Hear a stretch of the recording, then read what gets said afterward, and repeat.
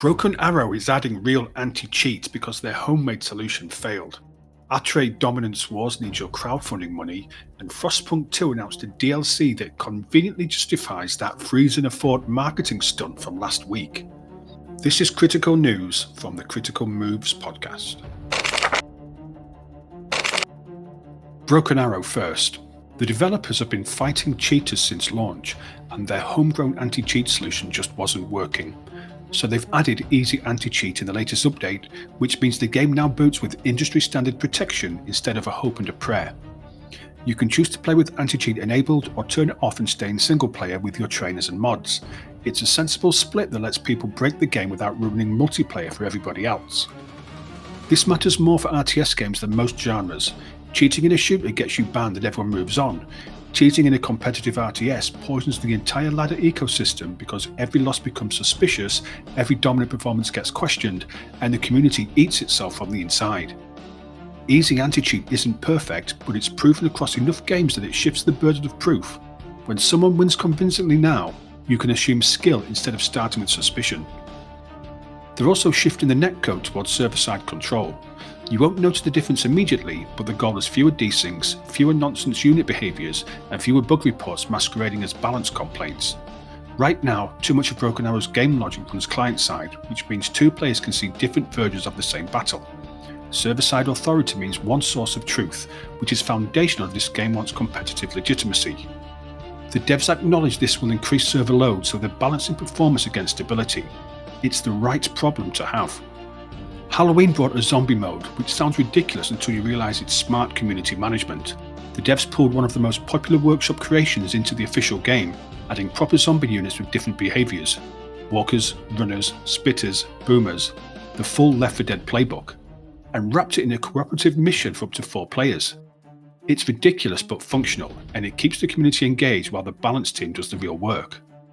After months of cruise missile exploit headaches and faction imbalance arguments, a mindless wave mode where you defend civilians from exploding zombies is probably therapeutic. And speaking of balance, Broken Arrow remains in the phase where every faction flaw spawns a forum war. The developers aren't pretending everything is fine. They published an entire analysis of why their latest balance patch didn't fix the win rate gap between Russia and the US. Turns out a bug was preventing terminal guidance missiles from reacquiring targets, which disproportionately hurt the US faction since they rely on javelins more than Russia does. The KH-32 cruise missile was also miscategorized as a low-altitude target instead of a high-altitude target, which meant it was nearly impossible to intercept. Low risk, high reward, broken. This patch hits cruise missiles hard.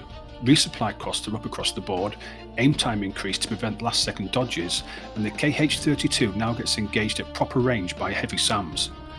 They're also compressing tank-side armour values to make infantry anti-tank weapons more effective, which is an indirect nerf to Russia's guard tank specialisation that's been pulling the entire faction's win rate up. Meanwhile, the US gets buffs. Javelin minimum range reduced, Bradleys are cheaper, and the Slam Ram got repurposed from a medium-range anti-air unit to a short-range helicopter hunter, which fills the gap the US desperately needed. It's progress, messy, data-driven, ongoing progress. The kind of balance work that only happens when developers are willing to admit what's broken and explain why. While Broken Arrow tries to secure its competitive future, Atre Dominance Wars launched its Kickstarter with a short playtest so players can evaluate what they're pitching. It's a hybrid of 4x strategy and real-time battles with magic layered on top. You play an immortal sorcerer called an Elder, pushing armies around and reshaping the map while the world threatens to collapse into something called the Merge. Persistent heroes, artifact crafting, terrain-breaking spells, co-op casting, multi-front battles, it's trying to do everything. The pitch is ambitious. Avatars level up and equip named artifacts written in glagolitic script. Battles emphasise composition and pre-engagement buffs with hard counters between unit types, melee screens, first strike ranged, assassins that punish unprepared armies, burrowers that pierce backlines. Late game spells include options like Destroy Region, which literally warps the map, and Mass Reanimation that can flip entire campaigns. You can co-cast spells with other players to accelerate big rituals, or trigger denial chains to shut opponents down. It sounds like Heroes of Might and Magic collided with modern 4X, and someone decided to add cooperative spellcasting. But here's the red flag. Asking for crowdfunding to build the campaign means they haven't figured out what the core experience is yet. The game is already playable in fragments. There's a prologue available through Steam playtest that runs 20 to 30 minutes, but if the foundation was solid, they'd be polishing, not fundraising. This could be a developer transparently asking for help to finish something promising, or it could be another ambitious pitch that disappears into early access purgatory for 3 years while scope creeps out of control and the community loses interest. The prologue is free on Steam. You'll know within 20 minutes whether this is worth supporting or just another design document that accidentally spawned a build. If the battle flow works and the magic layer feels integrated instead of tacked on, there's potential. If it feels like 3 separate games duct taped together, walk away. Last week we covered the upcoming live action event in Poland where people pay money to freeze in a fort and negotiate rations while role-playing a besieged city. Now the Frostpunk 2 DLC announcement makes that marketing stunt look calculated. Fractured Utopias launches December the 8th, expanding Utopia mode with new factions, skill trees, narrative events and maps. That LARP suddenly looks like deliberate narrative synergy instead of a fever dream from the coldest marketing department on Earth. This DLC pushes faction identity further than the base game ever did. 8 factions, each with distinct tech progression and city-defining mechanics. You pick a faction at the start, technocrats, legionnaires, whatever ideological path you want, and your city visibly transforms based on your choices. Buildings change, hubs unlock, passive bonuses stack. The base game struggled with long-term differentiation. Cities felt mechanically similar even when ideologically opposed. This expansion addresses that by locking you into a path and making that path matter visually and mechanically. There are also 2 new narrative threats, Plague and Doomsayers. Plague forces you to discover a cure before your city becomes a frozen graveyard. Doomsayers spread despair and sabotage morale, which sounds like a faction designed to counter optimistic playthroughs and force you into authoritarian responses just to survive.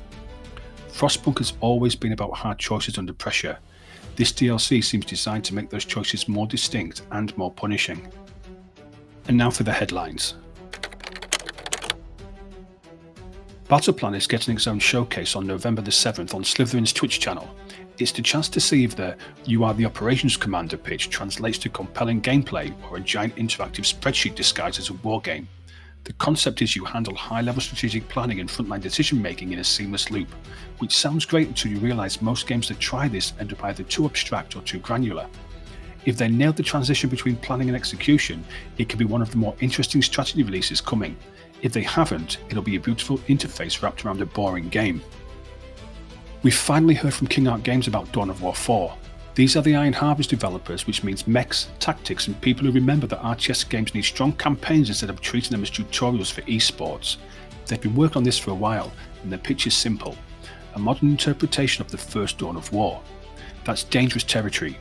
Dawn of War 3 tried to modernise the series by borrowing MOBA mechanics and competitive focus, and it failed so completely that it killed the franchise for years.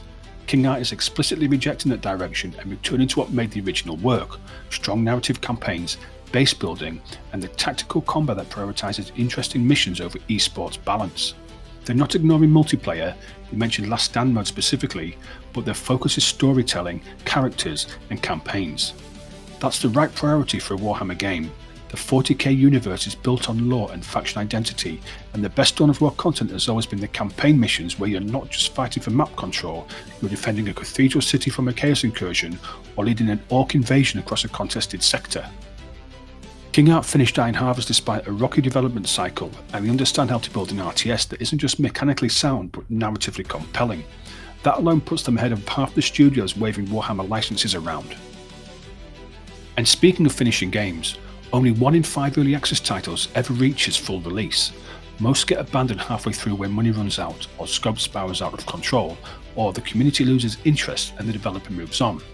So it's worth noting when one actually does.